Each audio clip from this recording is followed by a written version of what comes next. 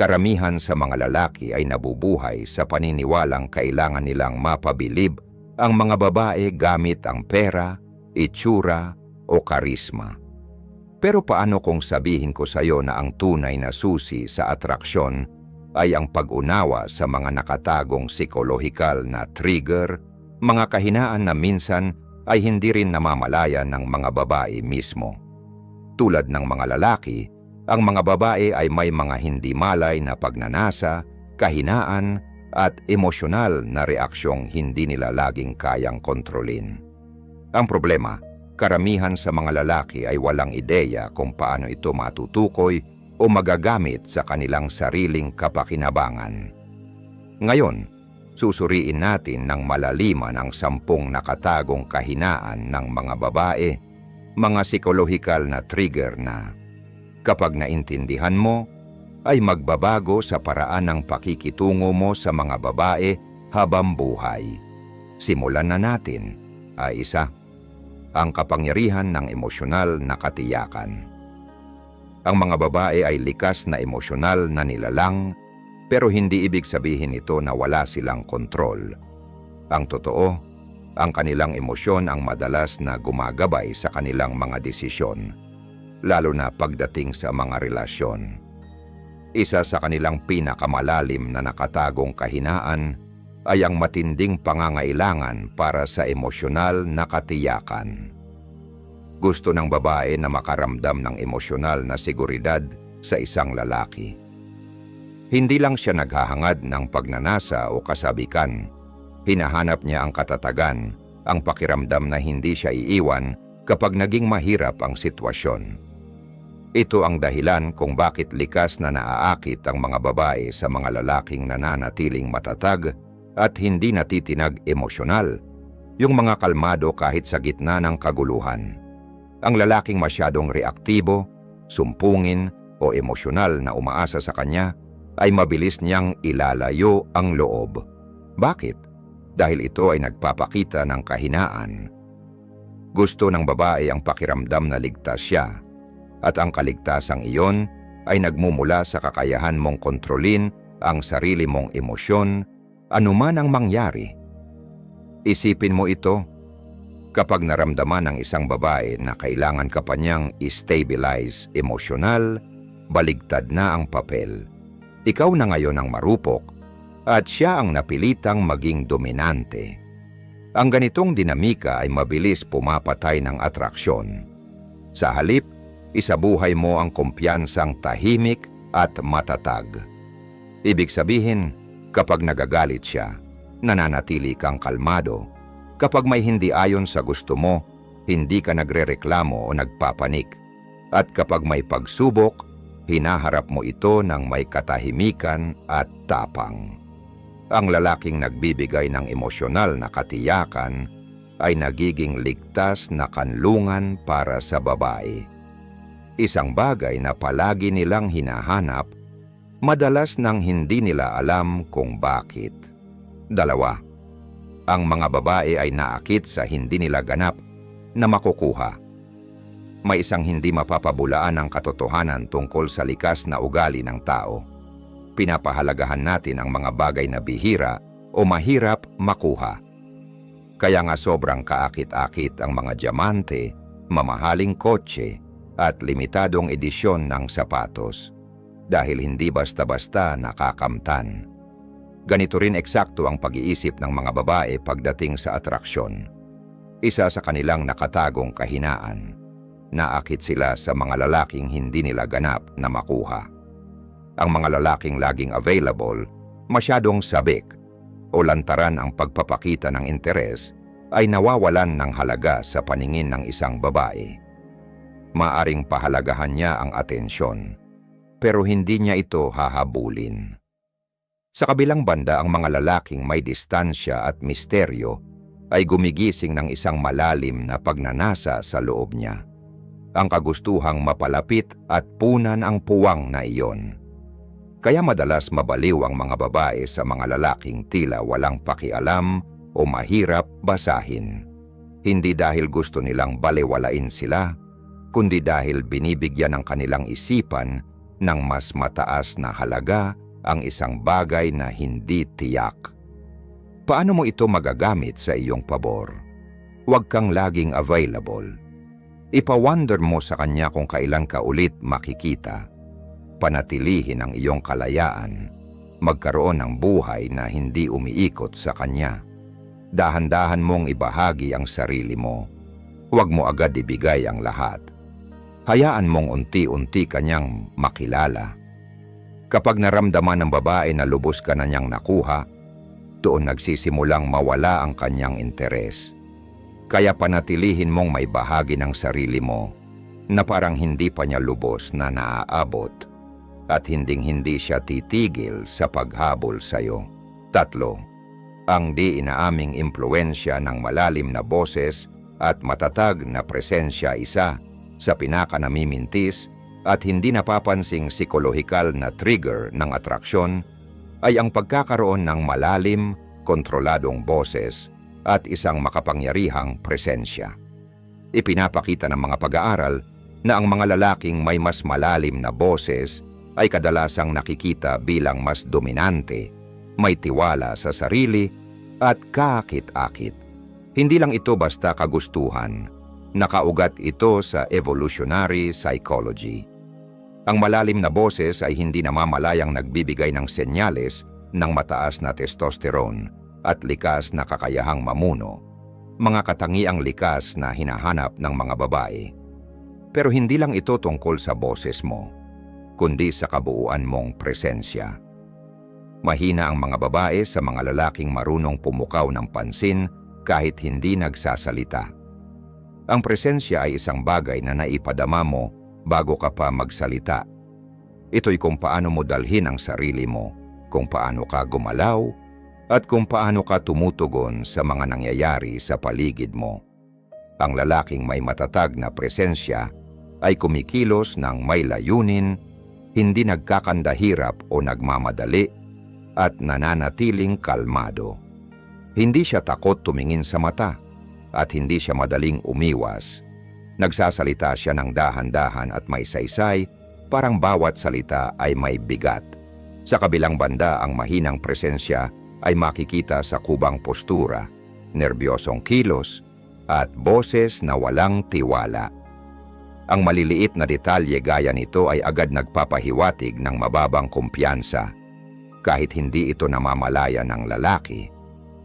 Kung gusto mong akitin ang mga babae nang hindi mo na kailangang magsikap ng sobra, paghusayin mo muna ang iyong presensya. Habang mas malakas ang enerhiyang inilalabas mo, mas kusa silang maaakit. Kahit wala ka pang sinasabi. 4. Hindi kayang tanggihan ng babae ang lalaki na marunong lumayo. Gusto mong matrigger ang pinakamalalim na takot ng isang babae? Lumayo ka na parang hindi mo siya kailangan. Isa sa pinakamalalalim na nakatagong kahinaan ng mga babae ay ang emosyonal nilang reaksyon sa pagkawala. Simple lang ang sikolohiya nito. Mas pinahahalagahan ng tao ang mga bagay na natatakot silang mawala. Karamihan sa mga lalaki, kabaligtaran ang ginagawa. Kapag nararamdaman nilang lumalayo ang babae, nagsisimula silang habulin ito, magmakaawa, magpaliwanag ng sobra-sobra, at pilit na ayusin ang lahat. Pero ang totoo, isa lang ang pinapatunayan nila. Mas kailangan nila ang babae kaysa sa pagkakailangang iyon ng babae sa kanila. At sa oras na maramdaman ito ng babae, unti-unti nang nawawala ang atraksyon. Ang lalaking kayang lumayo ng walang pag-aalinlangan ay nagpapakita ng sukdulang kumpiyansa sa sarili. Parang sinasabi niya, kahit hindi sa salita, hindi ako desperado para sa iyo. May mga pagpipilian ako. At ang halaga ko ay hindi nakabase sa kung anong tingin mo sa akin. At ang ganitong mindset, nakakabaliw para sa mga babae. Kapag alam ng babae na handa kang lumayo kung siya'y nagiging bastos, naglalaro ng damdamin o biglang lumalayo, kusa niyang mas pahahalagahan ka. Hindi ito tungkol sa manipulasyon. Ito ay tungkol sa pagrespeto sa sarili. Simple lang ang tuntunin. Maging handa kang lumayo at hindi mo kailanman kailangang humabol. 5. Ang lalaki na may misyon ang kanyang kahinaan. Ang pinakamalaking kahinaan ng babae ay hindi ang itsura ng lalaki, hindi ang pera niya, at hindi rin ang kanyang karisma, kundi ang kanyang layunin sa buhay. Likas na naakit ang mga babae sa mga lalaking ginagabayan ng isang bagay na mas malaki kaysa sa kanilang sarili. Ang lalaking may malinaw na misyon, kahit ito'y pagtatayo ng negosyo, paghusay sa isang kasanayan, o pagtupad ng personal na layunin, ay automatikong nagiging magnetic. Bakit? Dahil ang layunin ay nagbibigay ng focus, disiplina, at kalayaan, mga katangiang hindi kayang tanggihan ng babae. Ang karaniwang pagkakamali ng maraming lalaki ay ang gawing misyon ang babae. Inuuna nila siya sa lahat ng bagay, ginagawa siyang sentro ng mundo nila, at pinaparamdam sa kanya na siya lang ang mahalaga. Pero ang nakakatawa, ito mismo ang pumapatay sa atraksyon. Hindi gustong maging sentro ng mundo mo ang babae. Gusto niyang maging bahagi ng isang mas malawak na layunin. Ang lalaking may misyon ay hindi nakatambay lang naghihintay ng text niya. Hindi niya basta-basta tinatapon ang lahat kapag tumawag siya.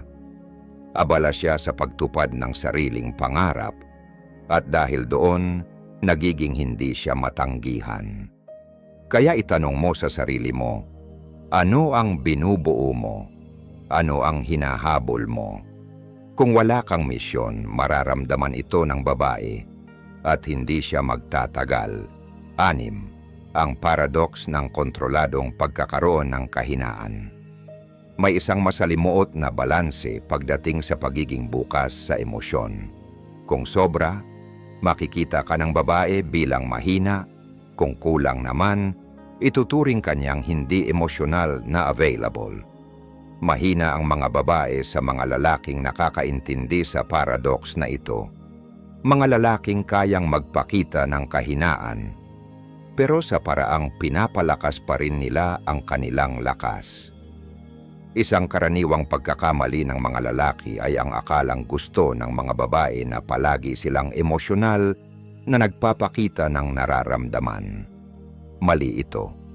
Habang gusto ng mga babae ang lalaking kayang kumonekta ng malalim, iniiwasan nila ang mga lalaking sobra-sobra ang pagbabahagi ng nararamdaman, nagrereklamo o naghahanap ng emosyonal na kumpirmasyon mula sa kanila. Ang sikreto ay ang pagpapakita ng kahinaan ng maingat at sa tamang pagkakataon. Kilalanin ang iyong emosyon, pero huwag hayaang kontrolin ka nito. Ibahagi ang mga pagsubok, pero tanging pagkatapos mong malampasan ang mga ito. I-reveal ang personal na detalye ng dahan-dahan. Hindi lahat ng sabay-sabay. Ang lalaking nakakaintindi nito ay lumilikha ng makapangyarihang dinamika. Pinaparamdam niya sa babae na espesyal siya kapag pinili niyang magbukas, pero hindi ito ginagawa mula sa isang lugar ng kahinaan.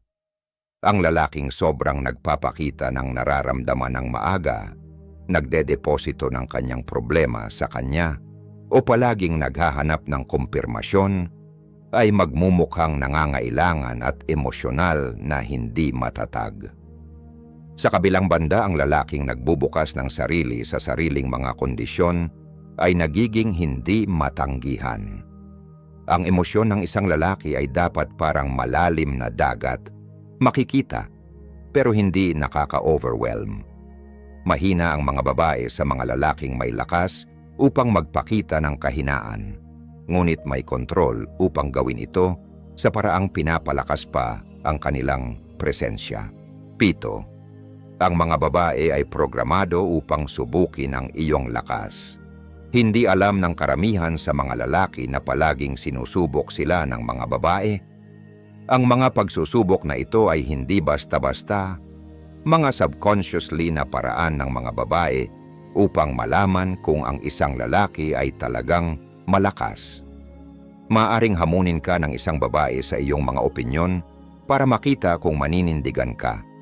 maglikha ng maliliit na hindi pagkakaintindihan para makita kung mananatili kang kalmado, magpakita ng hindi interes para makita kung magiging insecure ka. Ang mga pagsusubok na ito ay hindi tungkol sa pagiging mahirap. Ito ay likas na paraan ng mga babae upang alisin ang mga mahihinang lalaki. Kung maramdaman ng isang babae na ang lalaki ay madaling maguluhan, reaktibo o sobrang emosyonal, nawawala ang respeto niya dito. Ang sikreto, huwag mag-react emosyonal sa mga pagsusubok ng babae. Sa halip, manatiling kalmado, ngumiti at huwag magpakita ng kahit anong pag-alala. Kung hahamunin ka, tumugon ng may katiyakan, hindi ng depensiba. Kung siya'y lalayo, huwag habulin, hayaan mo siyang bumalik. Ang lalaking nakakapasang makipagtagpo sa mga pagsusubok ng babae ay nagiging lalaki na hindi niya kayang palitan. Tandaan, ang mga babae ay sumusubok lang ng mga lalaking naaakit nila. Kung sinusubok ka niya, magandang tanda ito. Huwag lang magpalugi. 8. Ang kumpiyansa sa harap ng pagtanggi ay hindi matanggihan. Ang karamihan sa mga lalaki ay natatakot sa pagtanggi. Pero ang ilan na tinatanggap ito ng may kumpiyansa ay nagiging hindi matitinag. Mahina ang mga babae sa mga lalaking kayang tanggapin ang pagtanggi na parang walang kahulugan. Kapag ang isang lalaki ay tinatanggalan ng halaga ang pagtanggi, tumatawa o ginagawang biro, ipinapakita nito ang hindi matitinag na pagpapahalaga sa sarili. Isipin mo, ang mga desperadong lalaki ay natatakot sa pagtanggi dahil iniisip nilang wala silang ibang pagpipilian. Ang mga kumpiyansang lalaki ay hindi nagmamalasakit dahil alam nila ang kanilang halaga. Kung ikaw ay tanggihan ng isang babae, simpleng sabihin mo, walang problema, ikaw ang nawalan. Sabihin ito ng may ngiti, magbigay ng tango, at lumakad palayo ng walang pag-aalinlangan. Ang susi ay huwag hayaang pababain ng pagtanggi ang iyong enerhiya. Ang lalaking kayang tanggapin ang pagtanggi ng madali ay ang lalaking hindi mahirap akitin ng mga babae. Ang pagtanggi ay hindi masakit. Ang attachment sa pagkakaroon ng approval ang nakakagasgas. Kapag tumigil ka sa pagkatakot sa pagtanggi, mararamdaman ng mga babae ang iyong kumpiyansa at magsisimula silang habulin ka. 9. Ang mga babae ay obsesyonado sa mga lalaki na mahirap basahin. Kung alam ng isang babae kung ano ang nararamdaman mo sa lahat ng oras, titigil siya sa pag-iisip tungkol dito. At kapag tumigil siya sa pag-iisip, titigil din siya sa paghahabol. Mahina ang mga babae sa mga lalaking mahirap basahin. Hindi ibig sabihin ito na maglaro ng laro. Ang ibig sabihin ay panatilihin ang isang elemento ng misteryo at hindi pagiging predictable. Ang mga palatandaan ng lalaking masyadong madaling basahin. Laging nagte-text agad, sobra siyang magpahayag ng nararamdaman ng masyado agad, o palaging naghahanap ng validation o kumpirmasyon. Sa kabilang banda, ang isang lalaking may mataas na halaga ay lumilikha ng atraksyon sa pamamagitan ng hindi pagiging bukas na aklat.